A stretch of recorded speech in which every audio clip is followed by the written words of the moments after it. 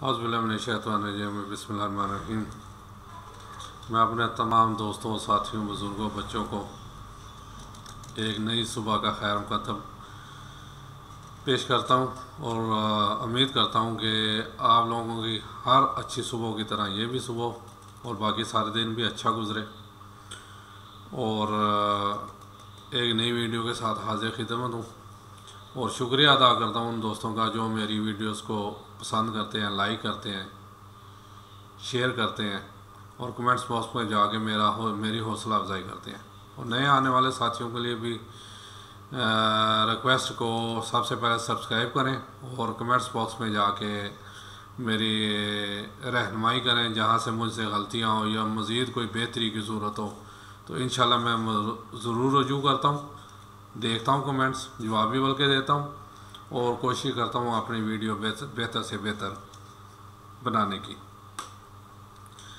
आज जनाब जिस सिलसिले में हाजिर खिदमत हुआ हूँ उसके लिए एक बहुत ही प्यारा शेर कि अक्ल वालों के मुकद्दर में कहाँ ज़ौक़े जुनूं, अक्ल वालों के मुकद्दर में कहाँ ज़ौक़े जुनूं, इश्क वाले हैं जो हर चीज़ उल्टा देते हैं, इश्क वाले हैं जो हर चीज़ उल्टा देते हैं। और उस हस्ती के बारे में आज ये वीडियो बना रहा हूँ कि जिसके बारे में अल्लामा इकबाल साहब ने कहा था कि बहुत अच्छा उन्होंने फरमान किया। उन्होंने कहा जी कि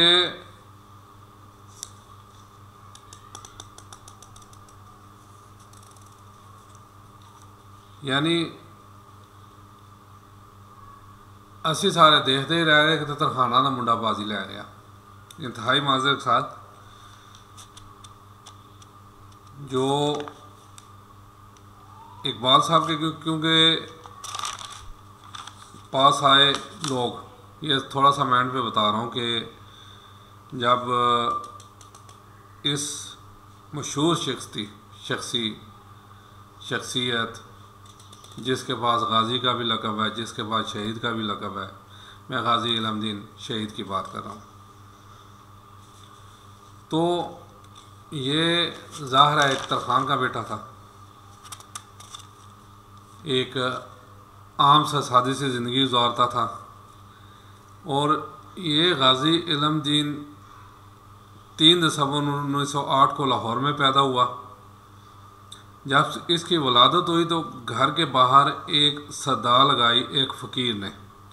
जब इसकी वालदा खैरात की सोच से उसके बाहर गई फ़कीर को कुछ खैरात है, जैसे फ़कीरों की आदत होती है मांगना, तो उसने बच्चे को देखा और बहुत गौर से देखता रहा और उसके बाद उसने भी एक तारीख़ी जुमला बोला कि बीबी तुम लोग बहुत खुशकिस्मत हो कि ये बच्चा आपके यहाँ पैदा हुआ है। तुम लोग ये बात नहीं जानते कि अल्लाह पाक इस बच्चे से क्या काम लेने वाला है। ये फ़कीर का कहना था। उसके बाद वो गायब हो गया। गाजी इल्मुद्दीन ने अपनी इब्तदाई तालीम महल्ले की, जैसे उस वक्त होता था ज़्यादातर, महल्ले के मस्जिद में हासिल की। तालीम से फ़रागत पाकर अपने वालिद का पेशा ही अपनाया। उसमें उसका हुनर जो तरखानों का था, उसमें अपने बाप से ही ये वरासत में ये पेशा लिया और अपने में मज़ीद बेहतरी पैदा की। और इसके बाद महारत पैदा करने के बाद आप 1908 में कोहाट में मुंतकिल हो गए और बन्नू बाज़ार में फ़र्नीचर साजी का काम शुरू कर दिया। अब गाजी इल्मुद्दीन शहीद के थोड़ा सा बैकग्राउंड में मज़ीद जाता हूँ। मैं गाजी इल्मुद्दीन शहीद के आबाओ अजदाद सिख मज़हब से तल्लुक़ रखते थे और उनके बड़े लहंगा सिंह ने जहांगीर के दौर में एक औलिया अल्लाह की सोबत इख्तियार की और मुसलमान हो गए। बाद में वो पाक भारत सरहद पर पिंडाना नामी गांव में आबाद हो गए। वहीं पर उनका मज़ार भी है और इनका मज़ार बाबा लहनू के नाम से मशहूर है।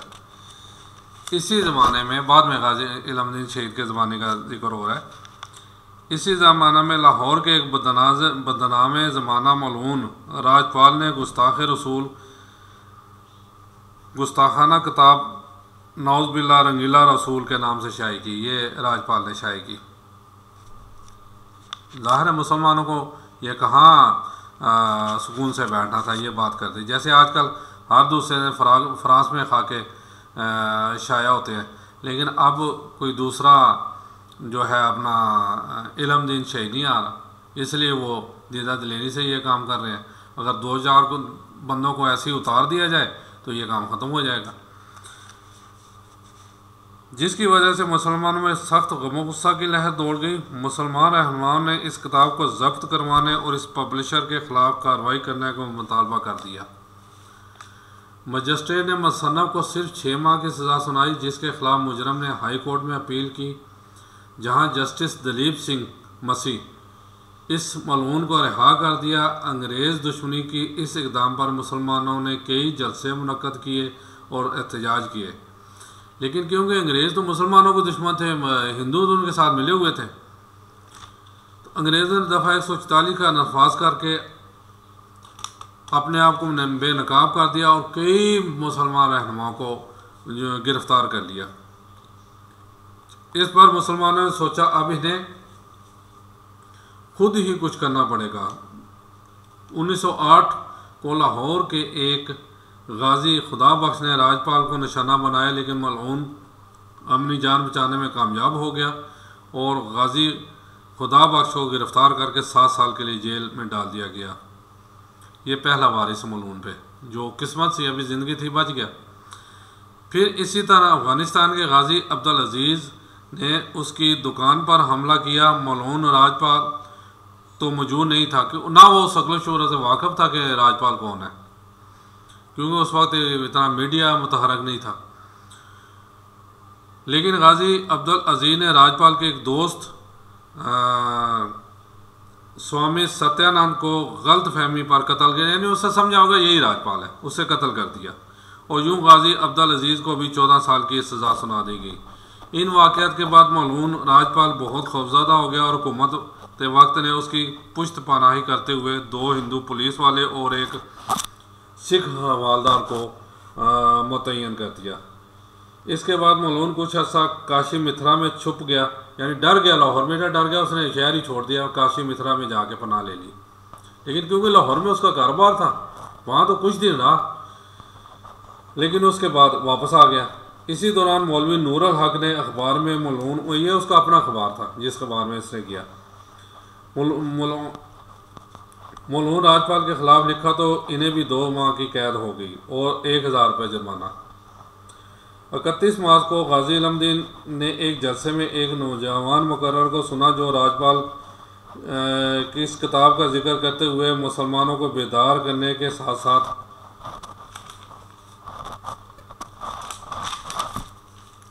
मुसलमानों की बेबसी पर रो रहा था कि राजपाल वाजिबुल कत्ल है। ये ज़ाहिर है जैसे उलमा का होता है कि उन्होंने फतवा दे दिया कि ये वाजिबुल कत्ल है। नामूसे रसालत की अपनी नामूसे रसालत के लिए अपनी जानें कुर्बान कर दो। इन अल्फाज ने गाजी इल्मदीन के अंदर एक हलचल मचा दी, यानी उसके अंदर का मुसलमान बेदार हो गया और वो घर गया और इरादा कर लिया। घर जाने तक उसका इरादा पक्का हो गया कि इस मलऊन को कत्ल करेगा।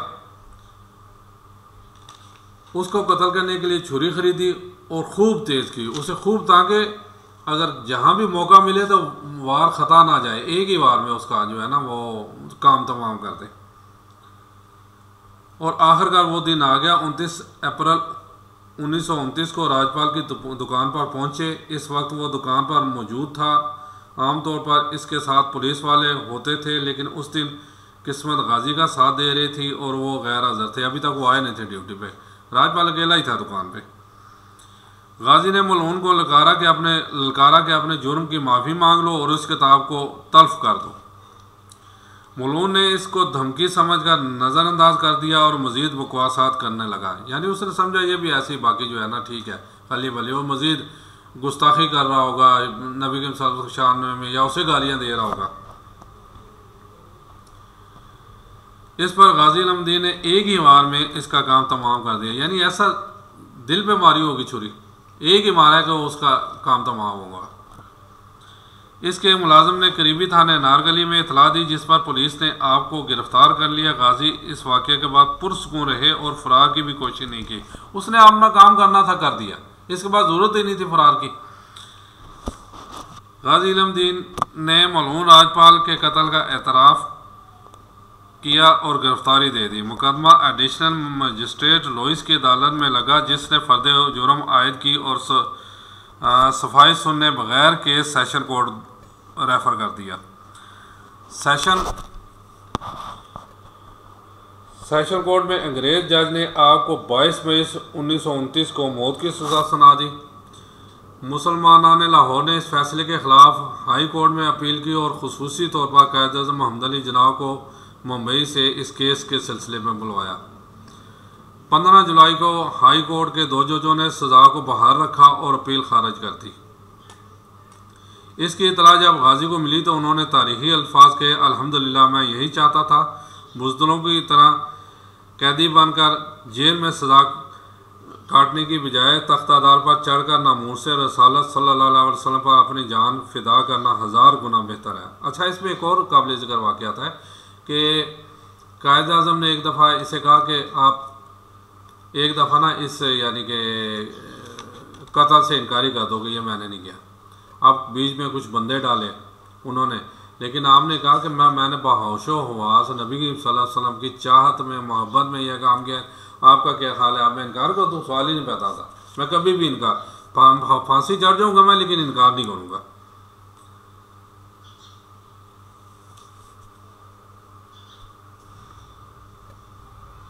जी, मुसलमानों ने कायद-ए-आज़म मोहम्मद अली जिन्ना की रहनुमाई में लंदन की पैरवी कोर्ट में अपील दायर की, मगर अंग्रेज़ हुकूमत ने दुश्मनी की बिना पर इस अपील को भी मुस्तरद कर दिया। 31 अक्टूबर 1929 को गाजी इल्म दीन को फांसी दे दी गई और गाजी को किसी नामालूम मुकाम पर दफन कर दिया गया। अच्छा, इसमें एक और चीज़ आती है कि इस दौरान फिर भी जो मुसलमान हिंद थे वो यानी आराम से नहीं बैठे। उन्होंने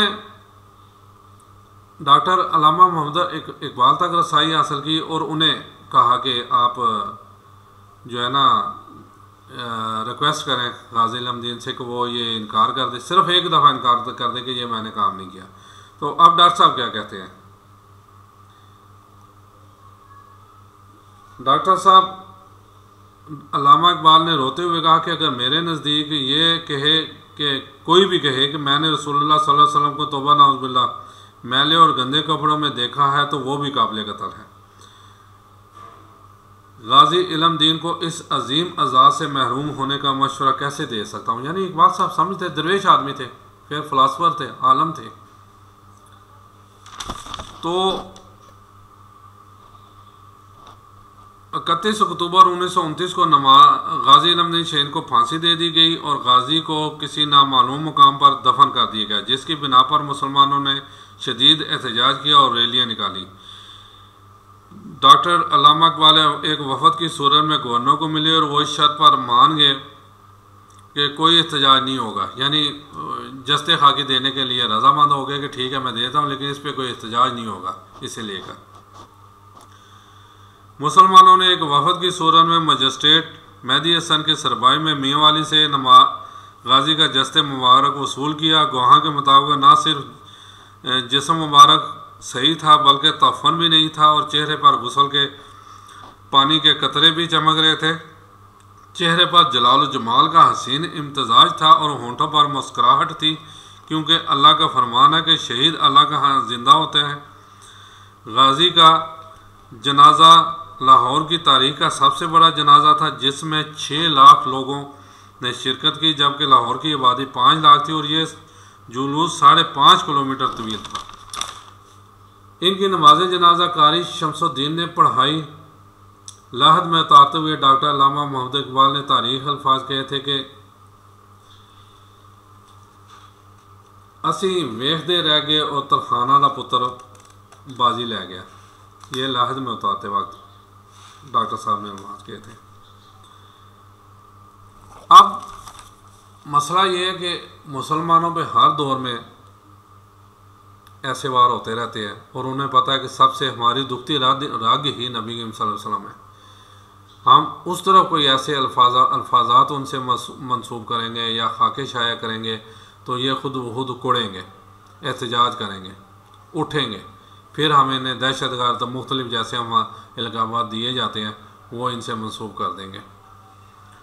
लेकिन असल मसला अब इसके बरक्स हो गया कि कितनी दफ़ा फ्रांस ने खाके शाये किए, कितनी दफ़ा गुस्ताखी की, लेकिन असल मसला ये है कि अब कोई गाजी इल्म-दीन दोबारा ना पैदा हुआ और मुस्तक़बिल के लिए में तो मुझे नहीं लगता, अल्लाह करे ऐसा कोई पैदा हो जाए जो इनका सबक सिखाए ताकि वो अपनी हरकत से बाज आ जाए, तो फिर यह मामला ठंडा होगा। क्योंकि असल में मसला यह है कि ज़्यादातर अब बराए नाम मुसलमान हैं, कलमा तो पढ़ते हैं लेकिन ज़बानी कलाम में हम अहद भी करते हैं कि हम नबी सल्लल्लाहु अलैहि वसल्लम पे जान भी वार देंगे, जान कुर्बान भी कर देंगे, लेकिन एक छोटी सी बात वो तो बहुत बड़ी है ना, उनकी शान में कोई गुस्ताखी करे।